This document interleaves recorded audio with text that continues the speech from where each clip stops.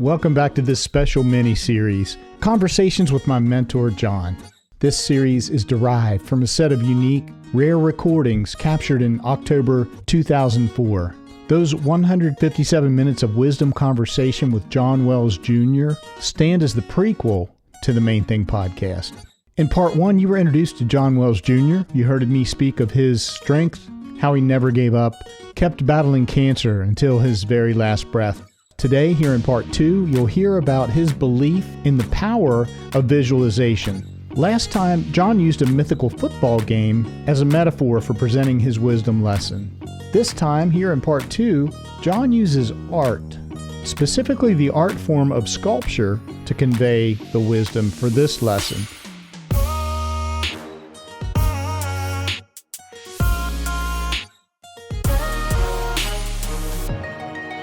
A note to our listeners, the audio of John's voice was ripped from a set of videotapes recorded in the fall of 2004.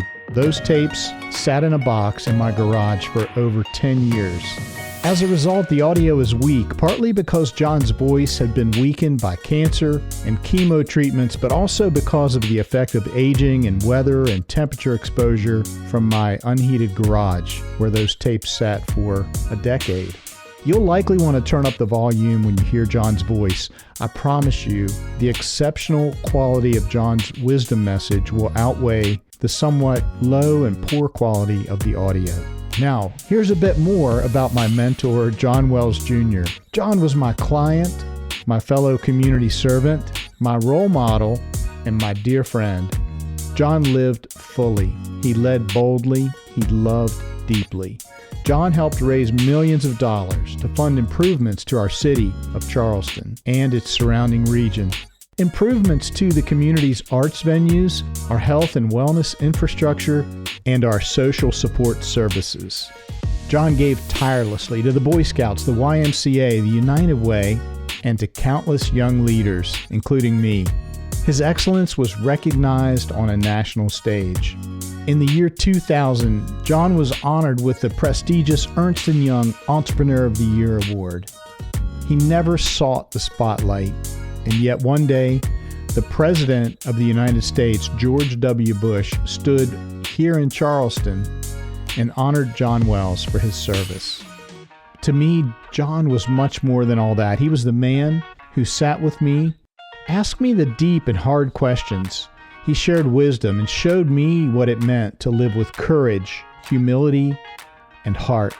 In the fall of 2004, as his health waned, John and I made a decision. We would sit down together and we would record and share his wisdom, his stories, his lessons. Neither of us knew how little time we had left. Those conversations became a gift that I now share with you. Each episode will feature John's voice, his perspective, and his timeless wisdom. You'll also hear my reflections on what his words meant to me then and what they mean to me now.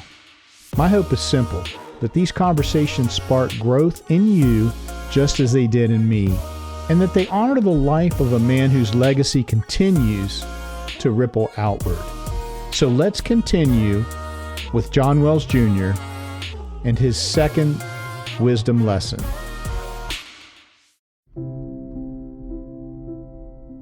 Michelangelo, the greatest sculptor and probably the greatest painter and sculptor in the history of the world. But Michelangelo had a dream, and in this dream, he woke up, and in his mind, he'd heard from God, and God was speaking to him. The greatest challenge of your life that I'm challenging you now is to create the world's greatest statue. And I want you to sculpt this statue of David. Michelangelo gets up out of bed, walks over to the table, lights a candle, and starts to look at maps. Immediately, he's looking at maps about where to get this piece of marble. Well, the next scene, it shows him at this same table, And he's got 25 different pieces of marble with a little label on it. And that label says this piece of marble came from southern Italy, this piece of marble came from a quarry in Milan, Italy, this one came from so-and-so. You can see all these pieces of marble, you can see the different colorations of them, and almost pick it yourself, because he picked a white piece of marble, and he reached over and picked up the piece of marble. He said, here is the marble that I need to make this statue of David. It's perfect. The grain of it, the coloration of it, this is it. So the next scene, it shows Michelangelo with 8 mules and wagons with all these people and sculptures and with all this machinery, and they're going up this quarry in northern Milan. Michelangelo and his team got to the base of a quarry in Milan, Italy, where this marble, this world's perfect piece of marble, needed to come from. So they put the scaffolds up. The next scene shows Michelangelo on the scaffold, and he's going up the scaffold, and he's being guided by God, who says to him, Michelangelo, you are going to produce the world's most perfect statue, the statue of David. And to do this, you must have the world's most perfect piece of marble that there is, with no flaws in it. So he's going up that mountain. As he goes up the mountain, he's feeling the grain of the marble with his hands as he's going up the wall. And he yells down, raise the scaffold. And they would raise it up another 3 feet, and he would feel it like that. So finally, he got up about 75 feet, and he yelled down, stop the scaffold. Michelangelo had his hands up on this wall. It was very dramatic. And Michelangelo at that point said to God, dear God, give me the strength to go into this mountain and liberate the statue dwelling inside. Dear God, give me the strength to go into this mountain and liberate the statue dwelling inside. Now, obviously, you know what that means. Here is the world's most perfect form, and it already exists in the body of that mountain. Michelangelo is going to pull out a block of marble and scrape off the outside of it, to where when he's done, inside there is this statue dwelling of David. It illustrates the potential of attaining life's goals by perceiving them as already existing. Because if you truly believe and can visualize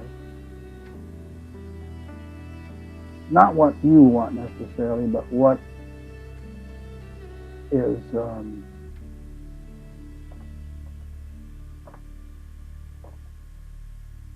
available to virtually everyone in the world, has the opportunity to attain their goals by approaching them from different views. In other words, their opportunity is equalized because they can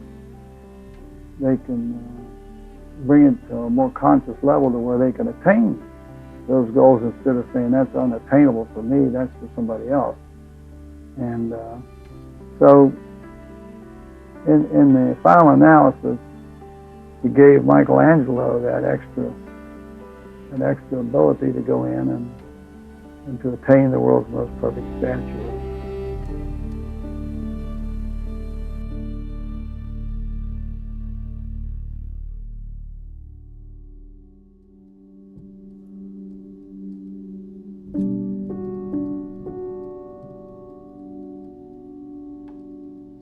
Hey, it's Skip back again, and I want to share a final reflection. I have two brief thoughts for you. First, John was different. His thinking was different. His approach was different. The way he viewed and the way he appreciated people, the way he dealt with people was different. You know, street wisdom often is heard as this: oh, I'll believe it when I see it. But John, as you heard, as his story illustrated, lived in a manner such as this: if I can see it, then I will believe it. If I can visualize it, then I can do it. And once that happens, those around me will see it too. That might have been a new way to retail finer home furnishings, or it might have been the concept of building a community rec center, an indoor swimming pool on the top of a mountain on the edge of town, or building a world-class symphony center in a community of less than 250,000 people.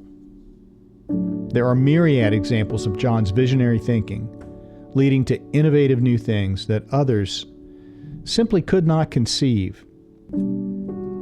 The second thought that I'm so delighted to share with you is simply the symbolic act of sculpting. As I'm working with my audio engineer to craft the raw audio that we capture for each new episode into a finished podcast of a very high quality, we always aim to bring you the best. So as I'm listening and cutting, evaluating and revising the recorded material, each and every time I do that, I imagine myself as a sculptor. There's a masterpiece of wisdom just waiting to be revealed. Working with my team, my job is to simply chip away the unnecessary parts. In short, my job is to visualize a world-class wisdom lesson, to trust that it's in there, and then to help bring it to life.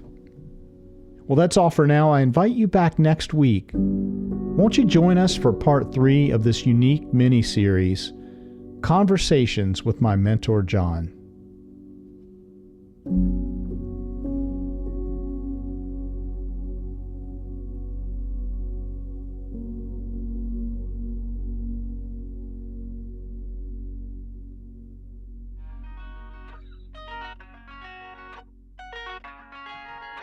That goes by incredibly fast, doesn't it? Time flies when you're hacking wisdom. Thank you for listening to this wisdom conversation.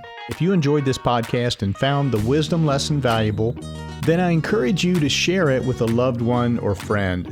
Did you know podcast recommendations from one person to another remain the strongest form of podcast growth worldwide? It's true, and we'd appreciate you helping spread the good word.